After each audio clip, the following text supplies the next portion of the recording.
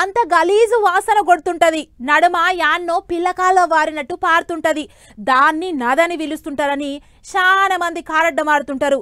కానీ మూసీ నది అసలు విశ్వరూపం ఎట్లుంటదో ఇప్పుడు తెలుస్తుంది అందరికీ.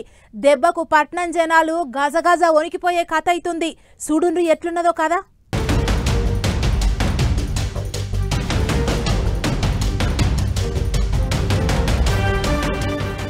ఎక్కడో వాగనుకునేరు కాదు, మన హైదరాబాద్ పట్టణంలో, అది కూడా ఎంజీబీఎస్ బస్ స్టాండ్ లా. అవు మూసీ కాలువ బొంగి బస్ స్టాండ్లకు నీళ్లు వస్తే గిట్టుంది పరిస్థితి. ఆడ ఊళ్ళకు పోయేటి పబ్లిక్ తిప్పలు గిట్లున్నాయి. ఇంకేముంది, బస్సులు బయటికి పంపించిరు, పబ్లిక్ ను బాట దాటిస్తున్నారు. సంచులు సామాన్లు తీసుకుని రావాలే, బస్ స్టాండ్ ఖాళీ చేయాలని గిట్లా మైకులో సాటింపేస్తున్నారు హైదరాబాద్ అధికారులు.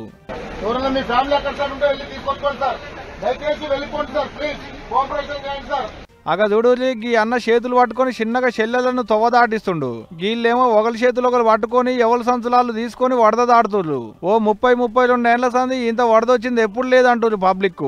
ఎంజీబీఎస్ నుంచి ఒక 20 ఏళ్ల నుంచి ప్రయాణం చేస్తున్నాను. ఫస్ట్ టైం ఎంజీబీఎస్ ముందర ఇలాంటి వాటర్ రావడం, జనాల్లో బ్రిడ్జ్ కింద రావడం ఇది ఫస్ట్ టైం చూస్తున్నాను. అవు మరి ఎప్పుడు రాలేగింత వరద?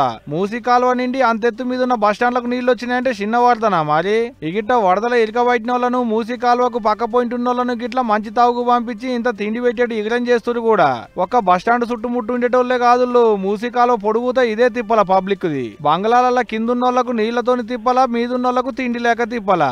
అందుకనే హైదరాబాద్ కమిషనర్ రంగనాథ్ సారే దగ్గరుండి గిట్లా డ్రోన్లతోని బువ్వ ప్యాకెట్లు పంపించిండు మీదికి. కానీ చూడోలి ఎట్లుందో కథ. పట్టణానికి చెరువు వచ్చిందా, షర్లనే పట్నం ఉందా అన్నట్టే తయారైంది ఇప్పుడు.